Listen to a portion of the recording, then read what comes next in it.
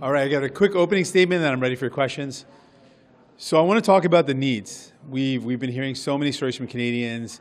We're at a time when people cannot afford to find a place to call home. And if you've got a home, people are living in fear that they're going to lose it. And I remember so many stories that I've heard, but most recently in Toronto, I was speaking with a woman who has a place right now. And she's been talking to her neighbors, and her neighbors are seeing big increases in the rent. She knows some of them who've been rent evicted or dem evicted, and she lives in constant fear that if her rent goes up or if she ends up losing this place, there is nowhere else out there for her to live. Given how serious that is, that people cannot find housing that they can afford, that people are not living in housing that's adequate for their family's needs, given how bad it is right now with housing, what the Liberal government has announced is not a budget, obviously. It's not even a mini budget. It is a micro budget. It does not meet the urgency of what Canadians are going through. It doesn't really meet their needs. And it's another example where Canadians are feeling really disappointed about the Liberals not meeting the urgency of what they're going through. And most of the money that they're promising is delayed for off into the future. But I do want to be clear. If we look at this fall economic statement and some of what we're hearing, a couple months ago, the Liberals were not talking about affordable housing at all. It was not on their radar. They weren't even using that language. And now what we're seeing, any of the measures in this fall economic statement that speak to not-for-profit housing, affordable housing, cooperative housing, that is because New Democrats push for it. That is something that we've been very clear on, that we want to see investments in not-for-profit, in cooperative housing, real places that people can actually afford. That's been something New Democrats fought for. On the other major need of this time, housing and groceries. The cost of groceries continue to rise. People are really feeling that squeeze. I spoke with a mom and her daughter, and they're just talking about every day going in or every week going into the grocery store and just constantly seeing the prices go up and how hard it is on them, and how hard it is for people with good salaries to try to find a way to make their budgets work, to have nutritious meals for their families, for their young ones. It is so hard. And this is the 23rd month that food inflation has outpaced general inflation. And so now finally we've been able to force this government to act. So there is now some clear commitments to take on corporate greed, which is the major driver of the cost of food going up. And to bring down food prices, we've been able to push this government to finally commit to some strong action on strengthening our laws, strengthening penalties, taking on price gouging and price fixing, what we've been calling for a while. So we finally got the government to act on that. But again, after 23 months of delay, but that's still a strong step forward. And then finally, I just want to mention the Conservatives' approach to all the challenges Canadians are going through. High cost of housing, high cost of groceries. Their solution is to cut. Cutting pensions, cutting health care, cutting investments in people is not going to bring down the price of groceries. It's not going to make it easier to pay your rent. They're not going to make life better for people. Their proposal is just going to increase the harm. So New Democrats will continue to fight to make sure people get the help they need. Donc, ce qu'on a vu depuis longtemps, c'est le fait que les gens font face à des grands défis, le coût de logement, le coût d'épicerie. On a dit que le gouvernement doit agir et s'il n'y a aucune mesure dans ce mise à jour économique de l'automne pour le logement abordable, c'est grâce à nos efforts, mais encore, c'est le délai. Les propositions du gouvernement libéral sont des propositions pour l'avenir, pour quelques années, pas maintenant. Donc, ce n'est pas les actions nécessaires pour répondre à l'urgence de la crise de maintenant. Et deuxièmement, avec les coûts d'épicerie, on a finalement forcé le gouvernement de mettre en œuvre des mesures, des engagements pour mettre en œuvre des mesures pour réduire les coûts. Ça, c'est quelque chose de positif, mais encore, ça a pris presque 2 ans pour le gouvernement d'agir. Donc, on va continuer de mettre la pression.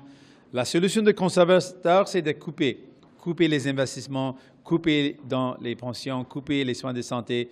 Tout ça va réduire, tout ça va faire mal aux gens. Ça va nuire aux efforts de rendre la vie plus abordable. Donc, ils ne sont pas là pour vous. Ils n'ont pas la solution. Donc, on va continuer de faire le travail nécessaire. Merci. Thank you. And with that, I'm ready for any questions you might have. Pour l'assurance médicaments là-dedans, est-ce que ça vous inquiète? Pas du tout. C'était jamais avisé d'avoir l'argent pour l'assurance médicaments dans ce mise à jour économique. Parce que ce qu'on veut voir, c'est un projet de loi pour créer la fondation l'encadrement, le framework pour une assurance médicaments. Donc, on continue de mettre la pression pour réaliser ça. On comprend qu'avec le contexte actuel économique qui n'est pas très reluisant dans les chiffres présentés aujourd'hui, ça ne regarde pas bien pour la suite là, pour votre programme, pour ce programme. Donc, ce qu'on a négocié, c'est d'avoir un projet de loi. Pas le programme à ce moment. Ce qu'on a négocié, c'est d'avoir le premier pas, ce qui est un projet de loi pour établir ce système. Donc, on croit que c'est prudent, c'est quelque chose qu'on peut réaliser et on va continuer à mettre la pression. Mais dans les prochaines années, les experts disent que la situation, elle est fragile. Un imprévu va avoir un impact important. Encore plus, une mesure comme l'assurance médicaments, on parle de milliards. Ça ne vous inquiète pas de constater ça aujourd'hui? Donc, les mêmes experts aussi disent qu'une assurance médicaments va réduire les coûts pour les provinces, pour les territoires, pour le gouvernement fédéral. Parce qu'à ce moment, le coût des médicaments, ça continue d'augmenter. Et si on n'agit pas, ça va continuer d'être plus en plus grande dépense pour les gouvernements provinciaux et fédéraux. Donc, ce que je propose, c'est une mesure pour réduire les coûts des médicaments en utilisant toute la puissance du pays et tous les Canadiens de réduire les coûts pour les médicaments pour tous les gens. The message that the government is putting out there today is that there isn't any fiscal room for much new spending. So to you, does that mean that, public single-payer pharmacare is dead, essentially? Well, we want to lay out a couple of things. When it comes to the challenges that we're up against, we do think that there are places for the government to hold back on spending or to cut spending. Things like contracting out. Hundreds of millions of dollars have been spent by this government to contract out things that could be done by our public service and should be done by our public service. So that's one area where we could save money. We think that fossil fuel subsidies, which are in the billions of dollars, should be ended, and we can use those resources in a better way to invest in people instead of spending it in the way that the government's been spending. So I think there's ways we can cut.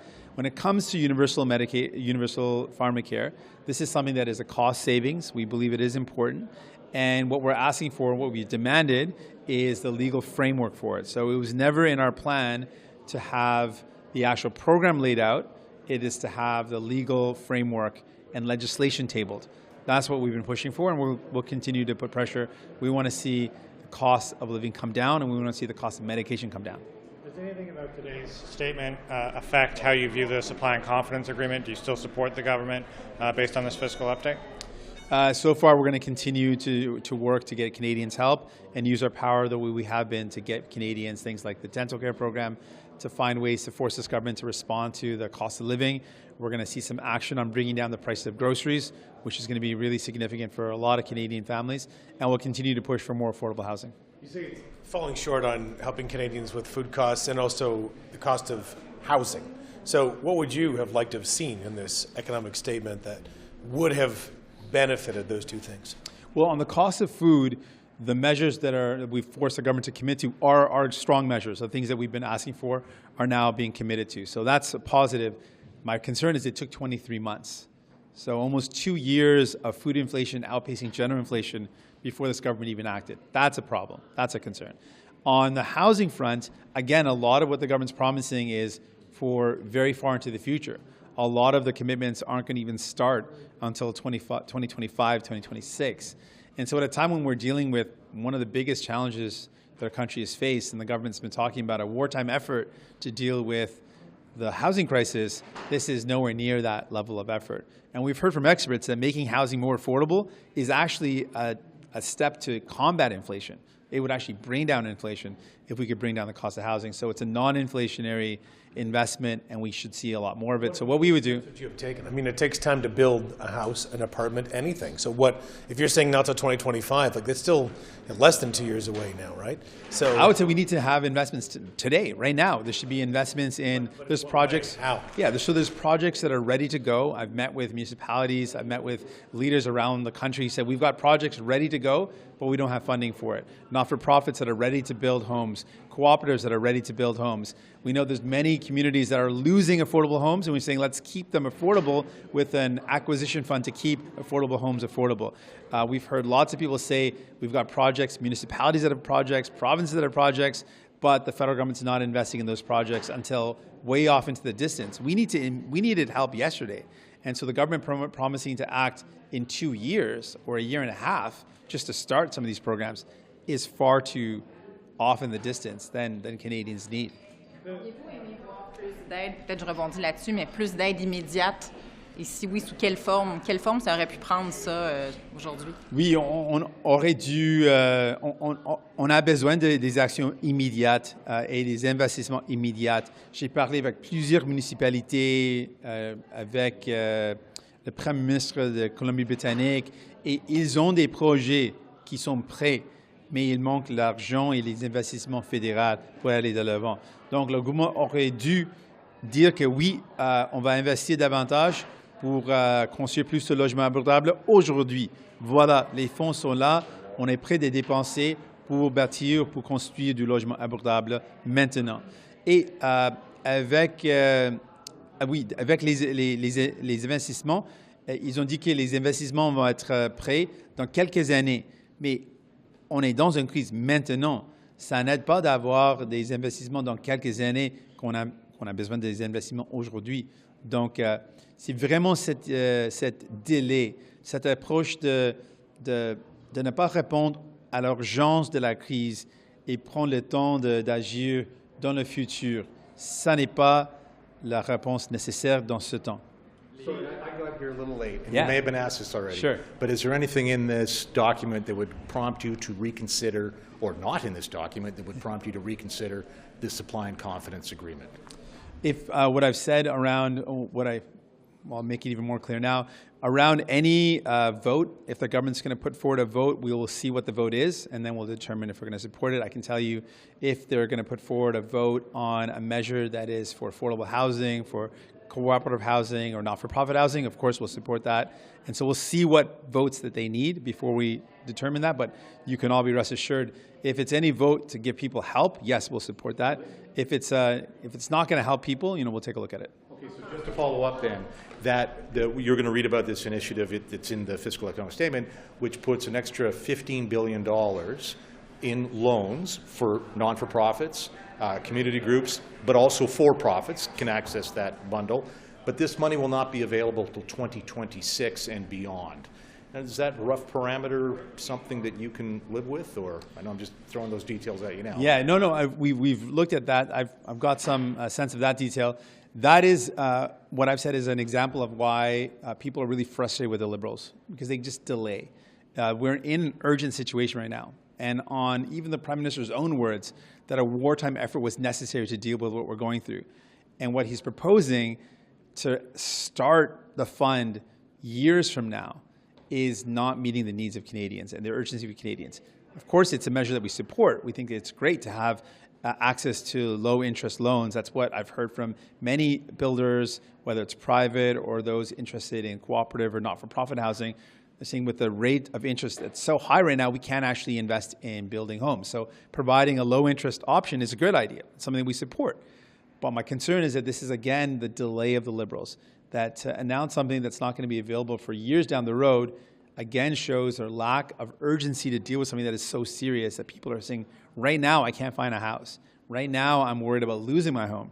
Right now, I am working, but I'm living in a van because I just lost my housing. It doesn't meet the needs of Canadians who are saying, hey, we are right now struggling. And that's my problem with the Liberals, is they continue to delay, and people are frustrated with that delay. The update shows. One more question. Sure. The update shows that the fiscal picture of the government, even though they're not spending a lot of new money in this update, is getting worse because the economy is changing and getting worse, and that track seems to be heading several years down the road. I know you said all you're looking for from pharmacare is a framework. But are you concerned on the current track there's no frame where that money will be available to pay for such a big program? The first step is to have a framework in place so we can move forward, and for that we need some legislation. And then we can find the right way to move forward on it. We can move forward in a way that's responsible. But we want to make sure one thing is clear, making sure people can afford their medication is going to save money. For people that get heart medication, it is a lot more cost effective to take your heart medication than it is to have a heart surgery. It is a lot more cost effective to take to be able to take your insulin on time than to have kidney failure and then be on dialysis. It is far more cost effective and better, morally, to be able to help people stay healthy than for people to get so sick that they end up in the worst case in an emergency room or in an operation. That's what pharmacare is about, is making sure people stay healthy. Thank you so much. Merci.